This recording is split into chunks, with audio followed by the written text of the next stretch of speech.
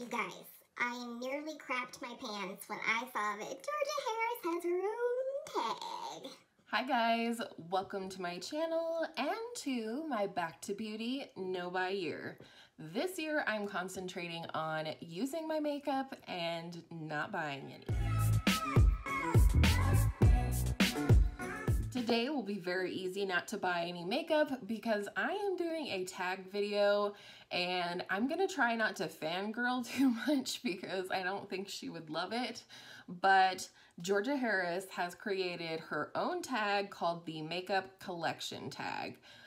I am so excited to film this. Georgia has been my #1 favorite YouTuber for at least a year now. I think she is so creative and phenomenally talented at makeup, and I just love her. I love all the content she puts out. She does craft with me, cook with me, get ready with me. She has collection videos. Oh my goodness, my very favorite video I will link down below, and I have linked in the description box of many other videos, is her April Fool's Day video from 2018. I really hope she does something for 2019, but it was Ultimate Makeup Hacks, the remix, and I about peed my pants the first time I saw it, and it still makes me laugh every single time. So I'll have that linked below. If you don't know Georgia, you're crazy, and watch that video. So let's go ahead and get into the tag. I watched her video last night and I knew I was going to film this for you right away. So you get a bonus video this week, and here we go. If you're wondering where this crazy look came from, stay tuned for my 3 lucky looks for St. Patrick's Day. So the first question is, how long have you been collecting makeup? Not very long, probably a little over a year, probably about a year and a half I've been collecting makeup, and it's all YouTube's fault. I started watching YouTube almost 2 years ago, and I binge watch. I still binge watch YouTube. It's generally what's on in my background of life, no matter what I'm doing. Number 2, what kind of collection do you have? Minimal, utilitarian, aesthetic, historical, etc. If I had to describe my collection, it would be eclectic. I love all the things. I don't care what the thing is. If I like it, it doesn't matter the price, the brand, whether it's high-end or drugstore, whatevs. I just like what I like, and I think that my collection is filled with things that I love. I myself am a very eclectic person. If you saw the rest of my house, you would understand, but I think eclectic, it's just a grouping of things that I love. This girl is bugging me. Are you a completionist? I was, for sure. I have 5 ABH palettes, and I specifically know that I bought the Prism palette and the Soft Glam palette, which I love the Soft Glam palette, so I'm glad I bought that ultimately. But those 2 palettes specifically I bought in a completionist frame of mind. I wanted all the ABH palettes. I have skipped the Norvina, and I will be skipping the Riviera as well. I duped it as well as I'm on a no-buy. But yeah, I'm letting go of that completionist attitude, mostly with eyeshadow palettes. It's like if one is good, they must all be good. I really like Lorac shadows, so that's always a temptation, but I would say not anymore. Number 4, how do you store or organize your collection? I'm going to refer you to my latest vanity tour because nothing has really changed. But again, just like I described my collection, my storage is very eclectic as well. My vanity is a desk that has been in my life since my childhood. It's an antique that my mom refinished when I was 6 years old, and she promised me at that point that I would have it someday when I had my own house and I was married and all of that. And now I have it. It does need to be refinished again, and I'm excited to do that at some point. but it's just very sentimental to me to be sitting at this desk every day, and I love it. And as far as storage goes, I do a lot of coffee cups. I have mason jars, which I'm also obsessed with, low-key. Around here, just various little pieces of pottery that I keep things organized. This probably would not be the type of thing for a lot of people, but it works for me. I love seeing almost everything out. I do have a long, thin drawer that I keep all of my palettes in, and then the right-hand drawer has like utilitarian things like cotton swabs, Q-tips, brush cleaner, etc. Number 5, what is your favorite thing about your collection? For me, I think my collection, again, is very, okay, I keep putting collection in air quotes because, well, I use the phrase collection a lot. I also don't think of my makeup as a whole as a collection anymore. Part of my no buy year is breaking that frame of mind that I'm collecting makeup, because that's where my unhealthy shopping behaviors stem from. That's where that completionist frame of mind stems from. Keywords. So the thing I love about my collection, though, is that it represents me. From the colorful makeup to the neutral makeup to the glowing skin products, etc., brushes, my collection reflects me. Like I said, my collection is very eclectic, and I'm very eclectic, so I just see my makeup collection as a reflection of myself, and I love myself. So hopefully that makes sense. Number 6, what is your least favorite thing about or something to improve your collection? For me, I want to say that my collection is still overflowing a little bit, and not in terms of storage. Like, I do have a place for everything and everything in its place, but I don't feel like my collection is 100% curated, and that's one of the things that I'm working on during my no buy year, letting go of things that just aren't going to work for me, or that I don't care if they work for me. I don't want to keep makeup and make myself finish it if it's not for me. They don't go to waste, I assure you. I don't throw things away unless they're expired. But I do pass my makeup on to friends and family, and someone else can enjoy it instead of it just languishing in a drawer or whatever. So I would like my collection to be 100% curated to my wants and needs by the end of 2019. And like I said, that's part of my no buy year. Number 7, what is the biggest category of your collection? This may surprise you guys because it's not even something that I talk about or feature on my channel very often. In this little set of drawers right here, I do have over 90 lip products.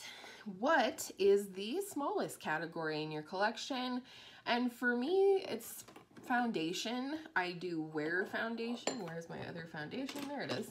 I do wear foundation nearly daily, but I only have 3, and that's because I feel like my base products fall into one of 3 categories: light to sheer coverage, my NYX BB cream; light to medium coverage, the Physicians Formula, the Healthy Foundation; and medium to full coverage is my It CC cream. This puppy is phasing out because it's really not my favorite anymore. If you have recommendations on a medium to full coverage foundation, I would love to hear that down in the comments.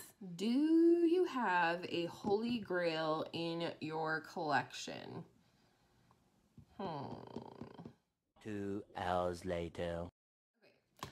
So I pretty much have two Holy Grails in my collection. One you guys may be familiar with, and the other one I haven't really featured on my channel. So the first thing, and I have talked about her on and on again, but the Persona Identity palette. I love this palette. This is definitely my Holy Grail palette. You can see here I have a lot of usage in here. I wore this for my sister's wedding. It's very easy to grab for. The mattes are smooth as butter, blend like a dream. They're pigmented, but they're also buildable, which makes them really versatile. And the shimmers are just buttery soft. I just have to do one swatch because this is my favorite shade. It is called Bombshell. I mean, whoo, liquid, old gold, greeny gold goodness. And then the other product that is a Holy Grail for me because of its versatility, because of the quality of the product, and because I can do my full face with this one thing, is the Kevyn Aucoin Neo Bronzer in Sienna. I love this, and it's not because it says Kevyn Aucoin or Kevyn Aucoin or whatever it says on the packaging. It's because of the versatility of it. This is definitely a beautiful bronzer on me. This is a beautiful blush. You can get it lighter by going more this way, or darker by going more so this way. And then you have the most subtle, glowy highlight you've ever seen down here. And I can do my whole face with this. Every time I use this, I actually don't reach for one of these things. I reach for all of them. This is a beautiful gift from my husband, and I love it so much. Number 10, do you ever wish your collection was bigger, smaller, or is it complete? Whoo, that's a heavy one there, Georgia. I don't think I wish for it to be bigger or smaller. There are a few, very, very few things that I feel like I'm missing in my collection. Maybe a couple of single eyeshadows. And it's complete, but it's maybe overly complete. Like I said, I want to do a lip declutter. I also want to work through my collection month by month in my Shop My Stash series. Just really giving everything a little love and letting go of the things that don't bring me joy. And I'm not Marie Kondo. I've only watched one episode, so I'm just saying, if I don't love it, then why do I have it? Maybe somebody else could love it. So it is complete, maybe overly complete, and I'm hoping I will have that feeling of completion by the end of the year. Number 11, how often do you declutter makeup in your collection? I have a really similar answer as Georgia. I just declutter as I go. If I use a product one day and I'm like, this is garbage, or this is expired, or this mascara is dried out, or whatever the case, or I hate this lippy, it makes me look dead, you know, whatever the thing, this lippy makes my teeth look yellow, I just get rid of it. I pass it on to somebody. There's always somebody. There's dance moms, there's friends, there's family. So nothing goes to waste that way. It's not sitting around in my collection. It's going to somebody who will love it. So yeah, I have a declutter video probably coming up pretty soon because I've just been collecting things sort of one at a time until I have enough to do a video for you guys. Number 12, do you ever get envious seeing other people's makeup collections? I don't feel like I do. Here's why. I went on a no-buy at the beginning of, well, truly at the end of last year, but I'm continuing for this full year of 2019. My collection was feeling overwhelming to me, and I was constantly feeling guilty and frustrated that I didn't get to play with the things that I already had because I kept buying stuff. So, the only thing I can think of, and I think Georgia mentioned this too, sometimes I can be envious of how a person's makeup is organized. like maybe more drawers or what have you. And that is the concept of having more space or more drawers to be organized and maybe have less on my vanity top here is intriguing and whatnot. But in terms of size of a collection or things in a collection or what have you, I like what I have. Number 13, who on YouTube has the best makeup collection video? Sarah Hubler. Hands down. I don't know where she's been lately. If you watch her, are you also not getting notified or she's not uploading videos? Because I feel like I'm either missing them or she's taking a prolonged break from YouTube. But regardless, if you like declutters, if you like collection videos, if you like shop my stash videos, check out Sarah Hubler. I love when she goes through her Alex bajillion drawers and shows she has a lot of Korean makeup and just really interesting things, high-end drugstore. Her collection runs the gamut. And number 14, last question. What's some advice you'd give to a future makeup collector? Don't collect. Don't look at makeup as something to collect. And I don't say this because I'm like a project panner or no buyer or whatever. I'm saying I bought so much stuff that I regret purchasing. So don't buy things just to have them because someone else has them, because you saw a tutorial that you really love.